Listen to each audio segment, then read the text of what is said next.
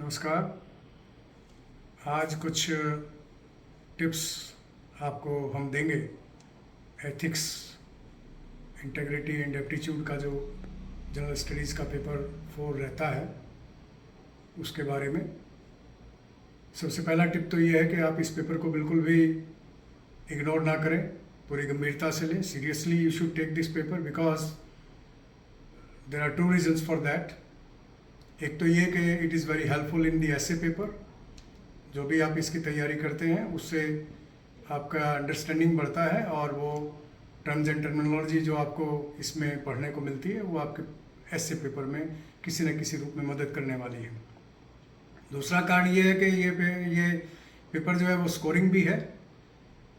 आप देखेंगे जो भी डिटेल्स कैंडिडेट्स की उपलब्ध होती हैं उसमें इस पेपर के अंदर उनके नंबर जो है वो काफ़ी अच्छे मिलते हैं। एटलीस्ट जनरल स्टडीज़ के जो दूसरे पेपर्स हैं उनके मुकाबले इसमें अच्छे नंबर आते हैं। यहाँ तक कि कैंडिडेट्स 145 के करीब भी मार्क्स जो है वो स्कोर कर लेते हैं।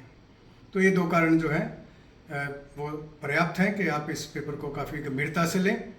इसमें आगे बढ़ते हुए क्या स्ट्रेटजी आपको अडॉप्ट करनी चाहिए। सबसे पहले यही कि सिलेबस बाय हार्ट आपको पता होना चाहिए और सिलेबस में जो विशेष रूप से मैं आपके नोटिस में लाना चाहता हूँ वो ये है कि जो प्रारंभिक टिप्पणी है, इनिशियल जो ऑब्जर्वेशंस हैं या प्रिस्क्रिप्शंस हम कह सकते हैं जो सिलेबस में दी गई हैं, उनको आप ज़रा ध्यान से देखें। मैं रिपीट करूँगा उनको। सिलेबस के शुरू में ही लिखा है the paper will include questions to test the candidate's attitude and approach to issues relating to integrity and probity in public life. तो आप ध्यान देंगे कि to test attitude and approach और किस बारे में, issues relating to integrity and probity in public life. आगे इसमें है and his problem solving approach to various issues and conflicts faced by him in society. तो सोसाइटी में जो भी इश्यूज रहते हैं या जो कॉन्फ्लिक्ट्स होते हैं उनके प्रति क्या अप्रोच जो है वो कैंडिडेट की है। तो क्वेश्चंस जो है वो attitude and approach relating to issues to integrity and probity in public life और प्रॉब्लम सॉल्विंग एटीट्यूड जो है, एप्टीट्यूड जो भी आप कहें उसको, वो किस प्रकार का कैंडिडेट का है।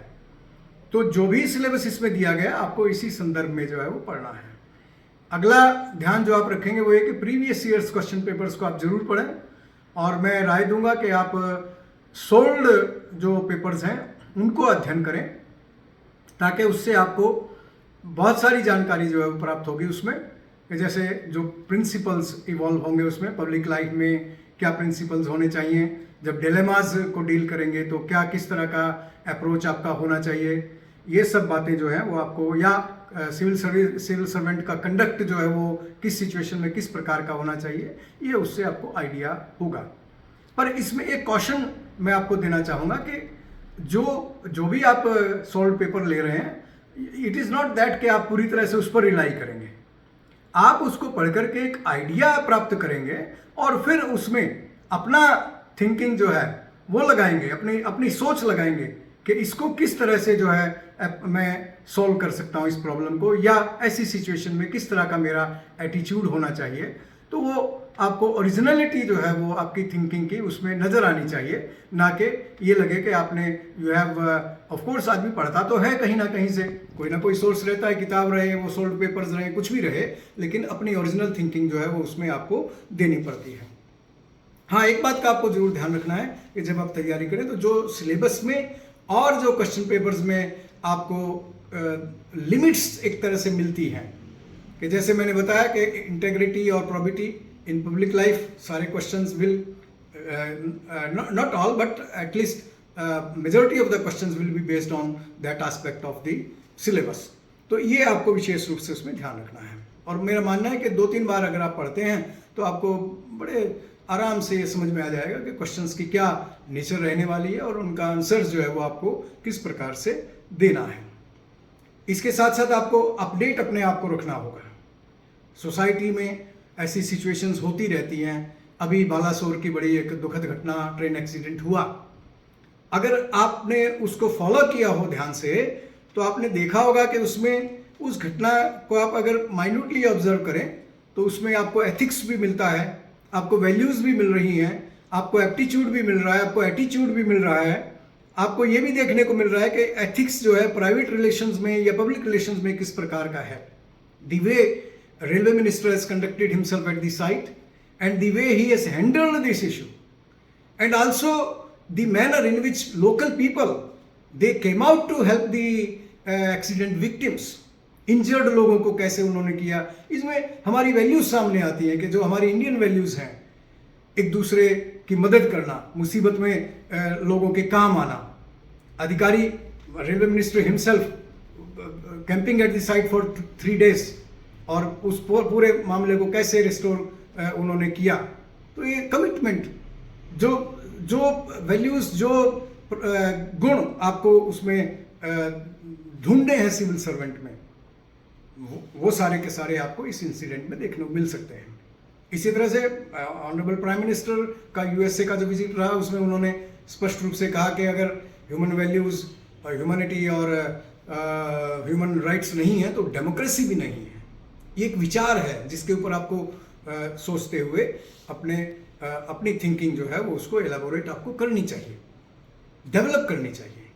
तो ये चीज़ें जो है, और एक लास्ट में जाकर के जो पॉइंट सबसे बड़ा इंपॉर्टेंट पॉइंट रहता है, आप लोग टेस्ट सीरीज भी ज्वाइन करते होंगे, उसमें भी देखने को मिलता है, आपको प्रैक्टिस मिलती है। लेकिन फिर भी आपको क्या ध्यान रखना है इसमें कि इसमें 13 questions we have to attempt और साथ के साथ 6 केस स्टडीज भी जो है वो आपको अटेम्प्ट करनी पड़ती हैं। तो ऑलमोस्ट लगभग 2000 to 2500 words you have to write during the examination.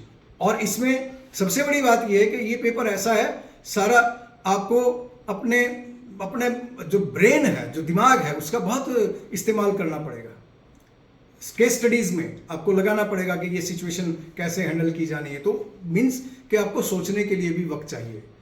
तो सोचने के लिए और फिर स्पीड से लिखने के लिए आपका कंसंट्रेशन पूरा हो, उसके अंदर आप पूरी स्पीड के साथ लिखें ताकि कोई क्वेश्चन जो वो रहना नहीं चाहिए। माइंड यू, किसी भी पेपर में एक भी क्वेश्चन अगर छूट जाता है तो वो बहुत बड़ा सेटबैक होता है। आप जानते हैं सिविल सर्विसेज में एक नंबर पर कितनी जो है वो कंपटीशन रहता है। तो पूरी तरह से अपने आप को इक्विप करें।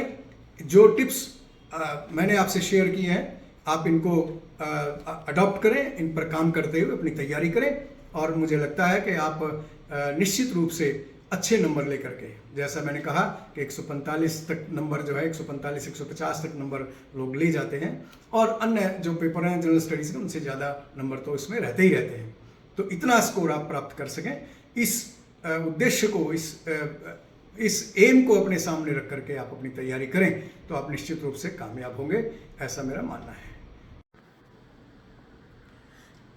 चूँकि 2023 का पेपर जो है वो मुख्य परीक्षा सितंबर में होने वाली है, तो कुछ जो टर्म्स हैं या सिलेबस का कुछ हिस्सा जो है उन पर इसी प्रकार के छोटे छोटे वीडियोस मैं आपसे शेयर करने के जो है वो कोशिश में हूँ, और जल्दी ही हम वो वीडियोस आपके सामने लाएंगे।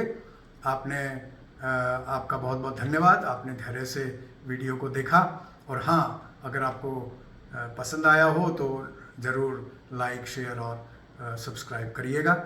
Thank you very much.